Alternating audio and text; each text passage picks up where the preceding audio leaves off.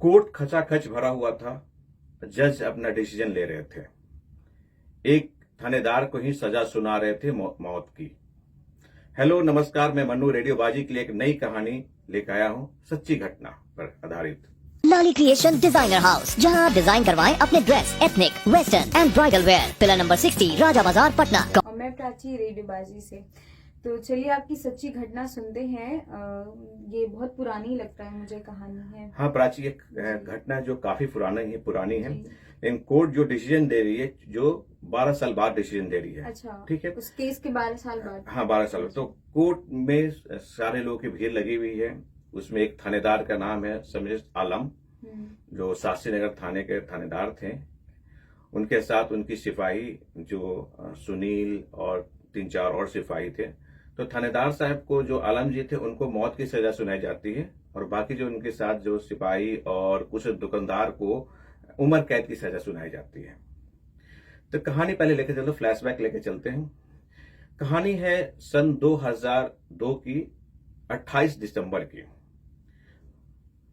विकास नाम का एक लड़का, जो आशियाना मोड़ के पास उसकी एक मिठाई की दुकान थी, मन भावन नाम से।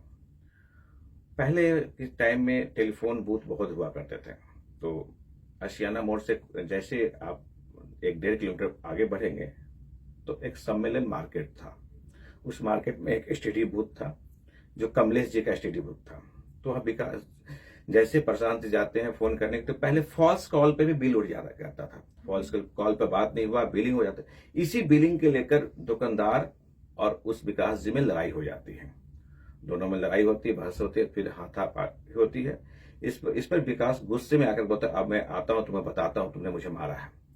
तो अपने 2 दोस्त प्रशांत और हिमांशु को लेकर दुकान में आता है। थोड़ा मारपीट जैसे करने लगता है, तभी कमलेश जी थे, जोर जोर से चिल्लाना स्टार्ट कर देते हैं कि डकैती हो रही है। तो दुकानदार जितने थे उस मार्केट के, सारे दुकानदार इकट्ठे हो जाते हैं और डकैत समझकर तीनों को मारना स्टार्ट कर देते हैं। तीनों को मारकर अधमरा कर दिया जाता है। उसके बाद शास्त्री नगर थाने को इन्फॉर्म किया जाता है। शास्त्री नगर थाने के जो आलम जी थे, जो आते हैं सही, वो आते अपने सिपाही के साथ, दल बल के साथ है। लोगों की बात सुनते हैं, ये लोग को अधमरा हालत में देखते हैं।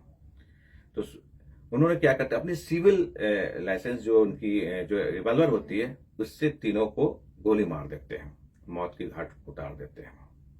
उसके बाद इसको नटवा गिरोह के नाम से, नटवा और अशोक नाम का जो एक नामी खूंखार क्रिमिनल है, उसका नाम देते कि यही ये दोनों हैं जिसको मैंने मारा हो। मुझे को सरकार की तरफ से अवार्ड मिलना चाहिए कि मैंने एक अपराधी को मारा है। बात जब आगे बढ़ती है, जबकि आशियाना नगर के ही लड़के होते हैं तीनों, उनके गार्जियन जब अपने बच्चे को, जो अभिभावक जब अपने बच्चे को पहचानते हैं, लेकिन ये तो मेरा बेटा है, ये तो ऐसा कांड करता नहीं। तो मामूली 2 की सरकारी नौकरी हो चुकी थी। हिमांशु और प्रशांत का सरकारी नौकरी हो चुके थे। प्रशांत दिल्ली में रहता था, हिमांशु पटना में। दोनों के गवर्नमेंट जॉब में सिलेक्शन हो गया था। और विकास जो था, जो एक बीजेपी का एक सदस्य था और बहुत ही सोशल वर्क किया करता था। जबकि उस समय बाढ़ में भी उसने ये मुख्यमंत्री को 1 लाख का चेक गिफ्ट किया था। उस समय जब हल्ला और बढ़ जाता है कि यार ये झूठा ब्लेम लगाया जाता है, उसके बाद मुख्यमंत्री के पास ये बात पहुंचती है कि ऐसे कांड हो। उसके बाद क्या होता है, दंगा इतना भड़क जाता है कि आप बेली रोड, राजीव नगर, दानापुर, कहीं भी और जिलों में सॉरी पुलिस के प्रति बहुत ही आक्रोश हो जाती है।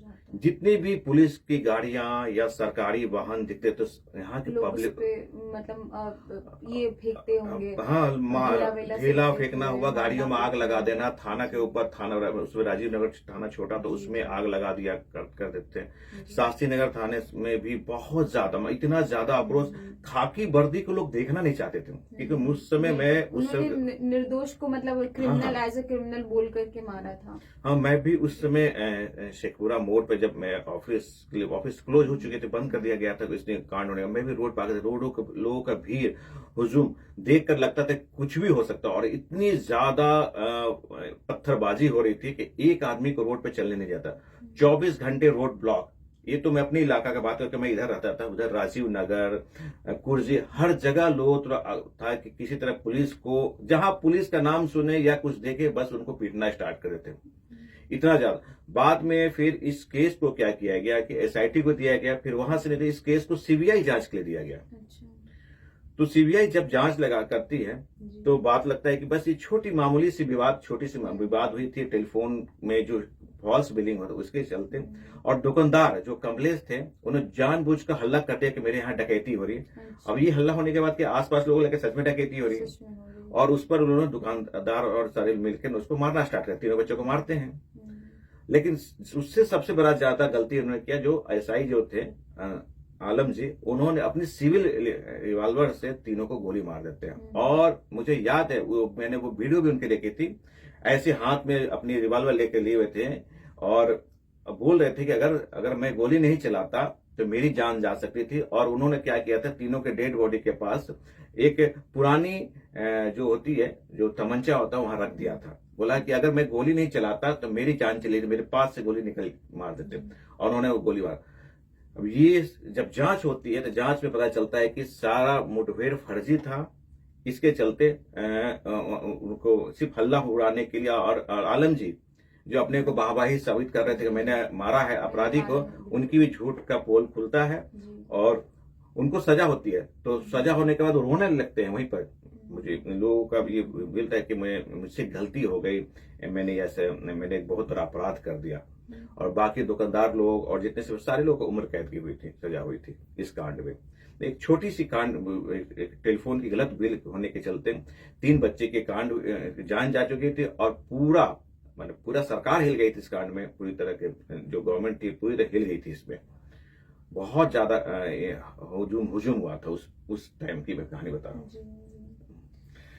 तो ये कहानी थी छोटी सी, एक फॉल्स बिल के चलते पूरे 3 लोगों की जान गई। 3 लोगों तो स्पॉट डेट वहां पर। और फिर पुलिस जिसने ये सब नकली का वो ड्रामा किया अपने आप को बचाने के लिए, तो उनको भी शायद सजा हो गई ना, उम्र कैद की। एक आलम जी को मौत की सजा दी गई थी, फांसी सजा दी थी, बाकी लोगों को उम्र कैद की सजा मिली थी। तो सही बात है, मतलब ये बहुत पुराना है, तब तो मैं बहुत छोटी थी, मुझे हाँ, तो ये पता 2002 भी की नहीं कहानी है, दिसंबर की कहानी है। मैं बेली रोड के पास जो शेखपुरा मोड़ है वहां पर तो बस पुलिस और हमारे जो आम आदमी पे जो होता है चूहा बिल्ली वाले खेल वैसे वो कभी मजबूत पड़ते तो वो दौड़ के इधर आते थे मारने के लिए। इधर मैंने किसी को रात में पुलिस क्या करती थी, जब अंधेरे हो जाती थी तब पुलिस कार्रवाई करती थी, घर खुलवा कर, जिसमें लोग निर्दोष थे उसको पीटती थी। सही बात है।